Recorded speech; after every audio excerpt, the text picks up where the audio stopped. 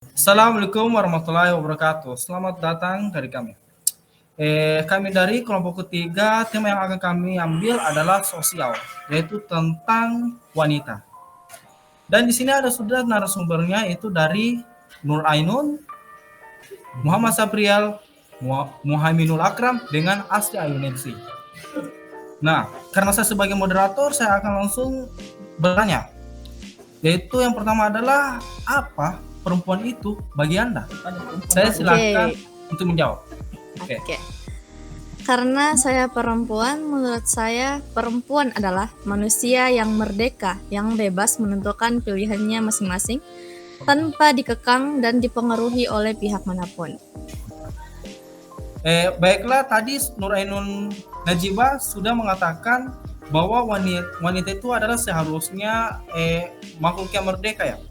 Tapi Ya, bagaimana pendapat Anda jika ada berbagai negara yang menghalang aktivitas pada wanita, begitu? Apa pendapatmu tentang itu? menurut saya mungkin negara itu masih menganut paham patriarki, ya. Dan mungkin mereka tidak memiliki undang-undang hak asasi atau undang-undang pemberdayaan perempuan atau undang-undang yang membebaskan hak-hak dan kewajiban bagi perempuan. Baiklah, terima kasih atas jawabannya. Pertanyaan selanjutnya untuk kepada saudara Muhaminul Akram. Siapakah sosok perempuan yang paling berpengaruh dalam hidup Anda? Yang Akram dijawab. Oke, terima kasih. Menurut saya sosok perempuan yang paling berpengaruh itu adalah seorang ibu, di mana ibu itu adalah sosok yang menciptakan kalian semua, di mana sosok ibu berjuang untuk menciptakan Anda untuk sampai ke dunia ini. Itu dari saya. Oke, kemudian saya ingin bertanya kepada saudara Ainun lagi. Tadi Nur Ainun menyanggah tentang konsep patriarki. Nah, pertanyaannya adalah, cenderung setuju kemanakah Anda? Apakah konsep patriarki atau konsep feminis? Kan konsep feminis adalah konsep yang mengasosiasikan dan menyuarakan tentang kesetaraan gender. Maka tentu saya akan lebih cenderung ke feminis daripada patriarki. Oke, lanjut saja untuk saya ingin bertanya kepada Muhammad Sabrial, yaitu perlukah konsep kesetaraan gender? Bagaimana pendapatmu tentang itu? Kesetaraan gender ya, menurut saya sih ya perlu aja. Mengapa? Kenapa ya? Alasannya kan apa ya, perempuan dan laki-laki itu apa ya, bisa dibilang sama lah, haknya sama begitu. Jadi itu perlu konsep kesetaraan gender karena wanita dengan pria itu seharusnya haknya memiliki yang sama ya? Ya betul, menurut saya. Walaupun berbeda dalam biologis begitu, dan mental? Ya, walaupun berbeda ya, kesetaraan hak itu penting bagi laki-laki dan perempuan. Menurut saya. Oke. Baiklah, saya ingin bertanya kepada Muhammad Akram kemudian lagi, yaitu apakah perempuan perlu pendidikan tinggi?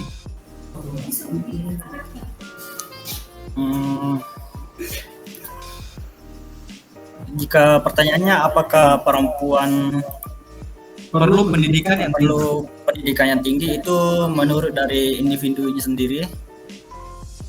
Apakah ilmu itu penting untuk dia di masa mendatang nanti, atau dia akan fokus ke kehidupannya yang sekarang. Jadi menurut saya itu tergantung dari individunya sendiri.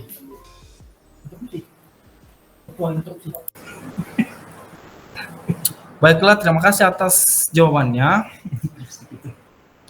Jadi menurut Akram ini perempuan perlu pendidikan tinggi ya? Baiklah, oke. Tadi itu adalah jawaban dari Muhammadul Akram. Nah, bagaimana jika dengan Nur Ainun Najibah? Apa pendapatmu? Oke. Tentang apakah perlu seorang perempuan memiliki pendidikan yang tinggi, kan? Menurut saya, meski suatu saat perempuan itu hanya akan menjadi ibu rumah tangga, seperti itu, dia tetap perlu mendapatkan pendidikan yang tinggi. Mengapa? Karena ketika perempuan menjadi ibu, dia harus punya modal untuk mendidik anak-anaknya, baik dalam segi parenting dan pendidikannya, begitu. Ya, betul. Baiklah, saya juga cukup setuju dengan itu. Kemudian, nah ini biasanya ditanyakan kepada kasus rumah tangga dan banyak ada yang pro dengan kontranya. Saya ingin bertanya kepada Muhammad Sabrian, yaitu dalam rumah tangga apakah istri boleh bekerja?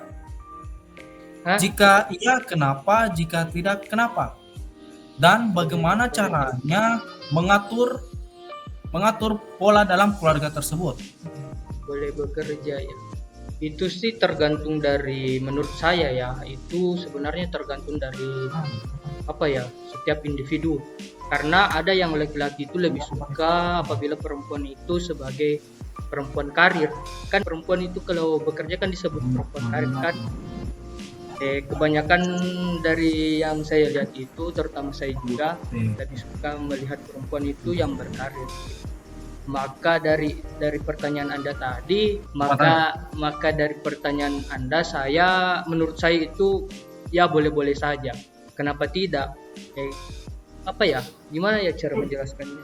Laki-laki dan perempuan itu kalau memang dia bisa mencari nafkah masing-masing, ya boleh-boleh saja. Walaupun yang sebenarnya itu dari ustaz saya dengar sebenarnya boleh, tapi kalau untuk masalah nafkah nanti itu laki-laki tetap bertanggung jawab nafkah untuk menghidupi keluarganya, begitu.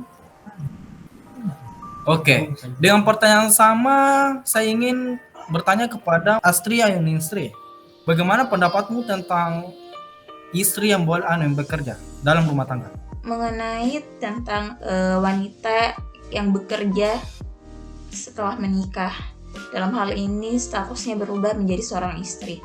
Nah, menurut saya pribadi, di zaman sekarang justru para wanita-wanita itu bukan hanya bisa berdiam diri di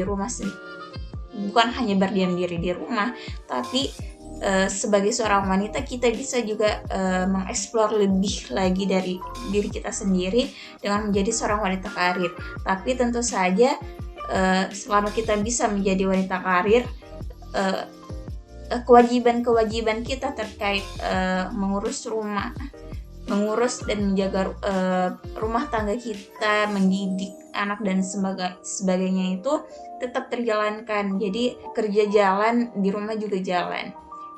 Nah, mengenai boleh atau tidaknya itu tergantung lagi setiap pasangan, entah pasangannya mengizinkan ataupun tidak, dan juga tergantung dari pekerjaan wanitanya. Apabila pekerjaan wanitanya itu masih tetap mengikuti norma-norma sesuai dengan yang telah ditetapkan oleh agama atau hukum yang ada, berarti boleh-boleh saja.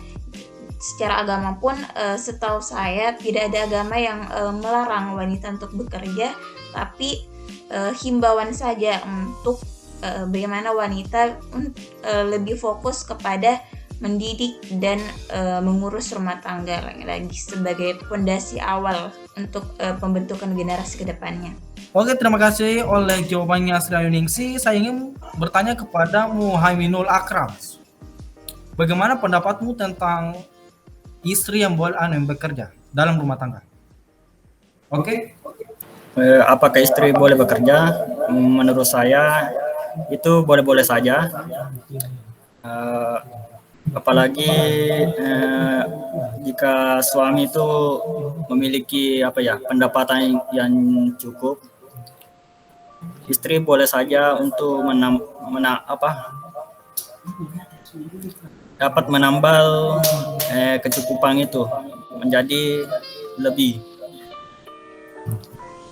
Seperti ibu saya juga bekerja untuk membantu keluarga untuk masa kedepannya, seperti dalam bentuk apa ya? Tabungan pendidikan mungkin. Iya. Oke. Kemudian narasumber yang terakhir saya ingin bertanya dengan pertanyaan sama, yaitu Nur Ainun Najibah. Bagaimana pendapatmu? Pendapat saya apabila seorang istri, Iya. dalam rumah tangga kan, Iya. apabila seorang istri bekerja, ya kenapa tidak? Menurut saya dalam pekerjaan tidak perlu ada pembatasan bagi istri ataupun suami. Asalkan fungsi-fungsi istri dan fungsi-fungsi suami tersebut terpenuhi dalam rumah tangga. Seperti itu. Oke, dari sebelumnya dari narasumber yang saya tanya itu jawabannya adalah proya. Nah, pertanyaan saya itu adalah siapa yang akan mengurus anaknya? Siapa yang akan memperhatikan pertumbuhan anaknya? Siapa yang menjaga mental anaknya?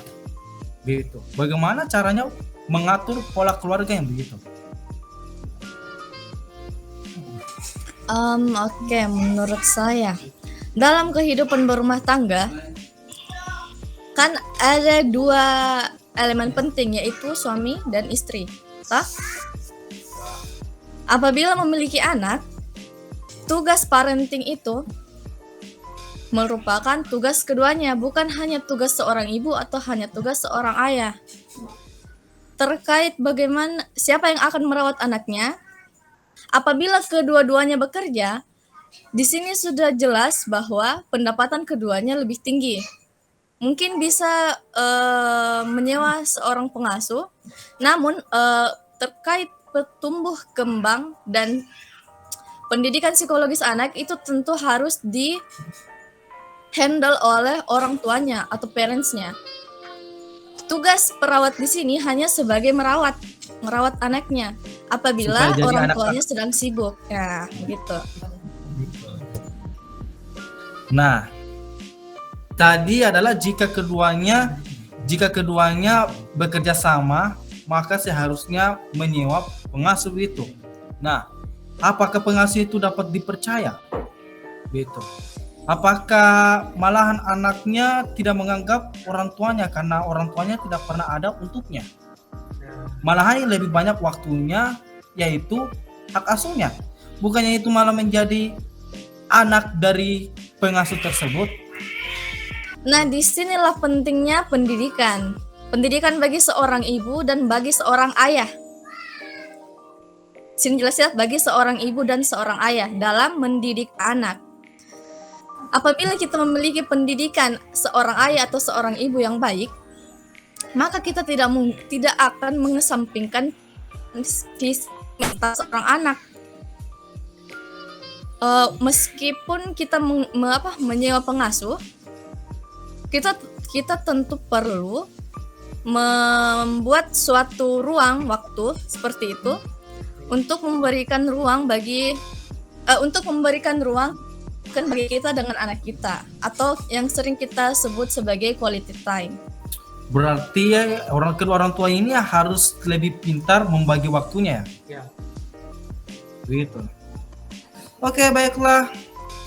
Pertanyaan selanjutnya adalah untuk Muhammad Sabrial.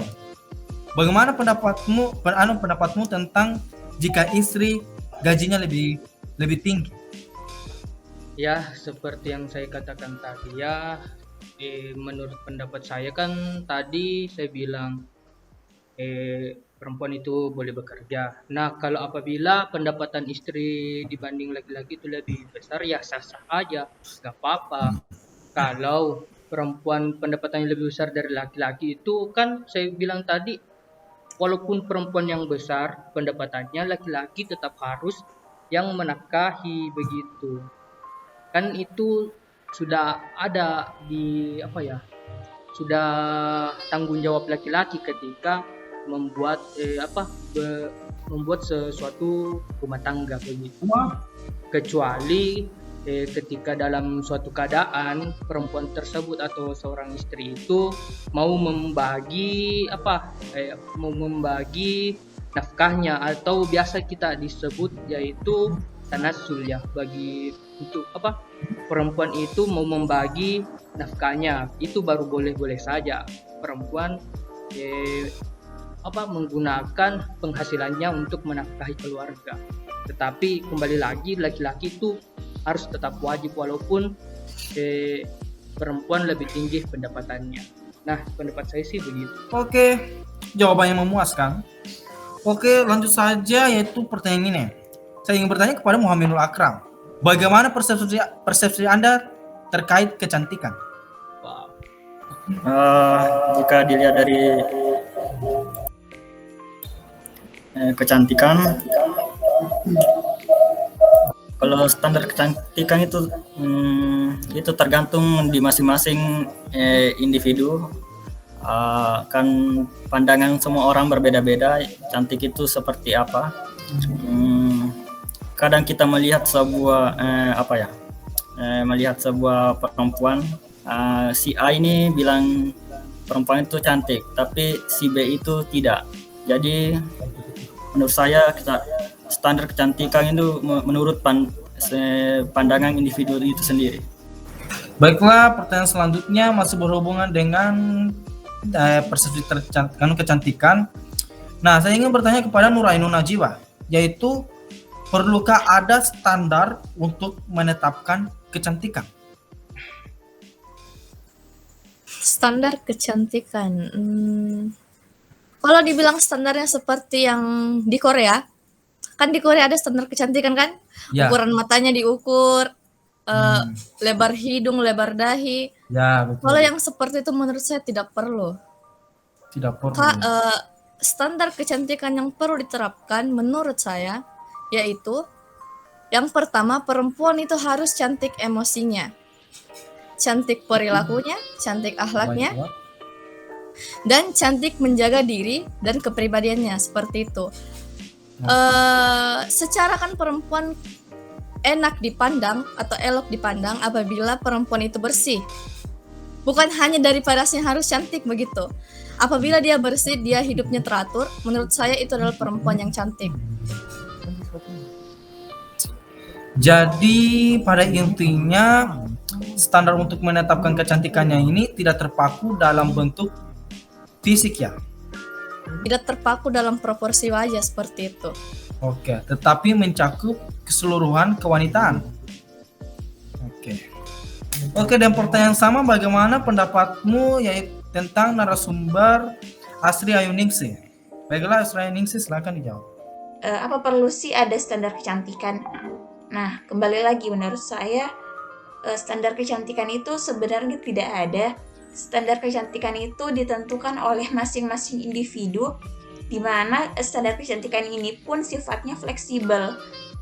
Belum tentu si A mengatakan iya ini cantik, nah si B bilang ih dia kok kurang cantik ya, gini. Makanya di sini saya tekankan bahwa standar kecantikan itu tidak ada, karena sifatnya fleksibel, tergantung dari masing-masing individu.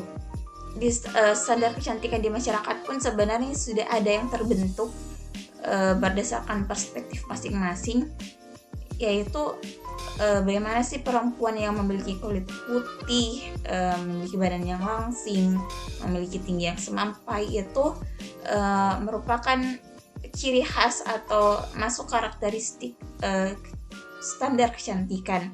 Padahal sebenarnya kulit setiap orang itu sebenarnya cantik, yang penting mereka terawat dan sehat. Kecantikan pun juga enggak melulu soal fisik belaka bahwa dia putih, hidungnya mancung dan sebagainya, tapi kecantikan ini bisa dilihat dari isi kepalanya, yaitu bagaimana ia bertindak, bagaimana ia bersosialisasi, bagaimana ia mengolah suatu keadaan, bagaimana sikap, sifat, dan yang lain sebagainya. Dalam hal ini tuh fisiknya pun masih bisa dikatakan kurang menurut orang lain, tapi menurut orang yang lain lagi kok ini bagus ya gitu. Terima kasih untuk Ayusraningsih. Oke, lanjut saja ke pertanyaan selanjutnya. Yaitu saya ingin bertanya langsung kepada semua narasumber yang akan dimulai dari Nur Ainun Najibah. Yaitu, jika terjadi kekerasan seksual pada perempuan, siapa yang harus disalahkan? Jika terjadi kekerasan seksual kepada perempuan, tentu menurut saya yang harus disalahkan terlebih dahulu adalah pelakunya. Apapun bentuknya, apapun yang terjadi, pokoknya yang salah adalah pelakunya. Jadi apakah Mesti- perlu ditelat terlebih dahulu siapa yang korban sebenarnya gitu? Ya, namanya juga kekerasan kan? Iya. Eh, Jadi ini lagi pula kekerasan seksualnya tidak selalu bertujukan kepada perempuan ya. Jadi cowok bisa menjadi tidak. korbannya juga. Nggak, apa tadi pertanyaanmu kan kekerasan kepada perempuan begitu. Iya, tapi Toh? lanjut kita. Nah, di sini maksudku, oke, di sini maksud saya kalau lakinya pelaku kekerasan seksual bukan hanya seorang laki-laki kepada perempuan, tapi Iya. juga dari perempuan ke perempuan itu sendiri, ke perempuan yang Oh. lain begitu. Ya benar. Kan tidak menentu kan? Ya, jadi makanya harus dipahami dulu siapa yang menjadi korban, Ya. kemudian apa motif orang itu melakukan pelecehan tersebut. Oke. Nah, tentu dari telah tersebut yang harus disalahkan adalah pelakunya. Kenapa ia melakukan hal seperti itu? Oke. Ini juga saya pernah mendengar dari beberapa kabar. Itu korbannya juga bisa disalahkan dari cara berpakaiannya. Bagaimana pendapatmu? Dari cara berpakaian korban. Namun akhir-akhir ini saya juga sering membaca berita korban perempuan lebih banyak yang menggunakan pakaian tertutup. Jadi menurut saya, baik itu pakaian terbuka ataupun pakaian tertutup, kalau sudah ada niat dari pelaku, pasti akan terjadi pelecehan tersebut. Oke, kemudian narasumber Muhammadul Akram. Bagaimana pendapatmu tentang itu?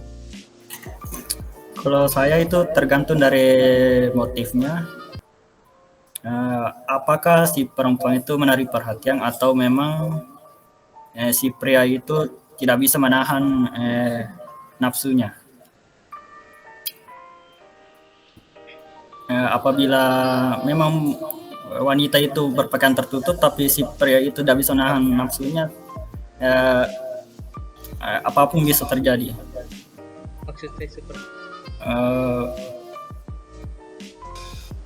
Jika memang perempuan itu berpakaian terbuka atau memang mencoba menggoda, tapi jika pria itu tidak mampu menahan nafsunya, itu tidak terjadi apa-apa. Mungkin si perempuan itu hanya merasa terganggu yang selalu dilihati. fisik ketika dilihat. Jadi berarti harus ditelah terlebih dahulu kan? Apa yang terjadi sebenarnya begitu? Iya. Betul. Apakah si perempuan ini memang goda atau memang si laki-laki ini tidak bisa menahan?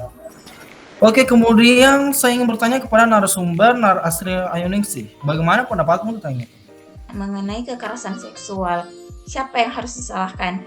Menurut saya pribadi yang harus disalahkan tentu pelakunya. Tapi di tengah masyarakat sekarang lagi, setelah kita lihat-lihat nih di sekeliling kita, banyak yang menyalahkan kekerasan seksual itu terjadi karena korbannya. Lah, kok korbannya? Padahal korbannya tetap korban, pelaku ya tetap pelaku. Bahkan banyak yang para pelakunya itu yang melakukan kekerasan seksual ini, bahkan pelakunya itu wanita sendiri. Gitu. Terima kasih terhadap narasumber dan juga bagi yang menonton acara ini. Kami dari kelompok ketiga ingin berkomentar. Assalamualaikum warahmatullahi wabarakatuh.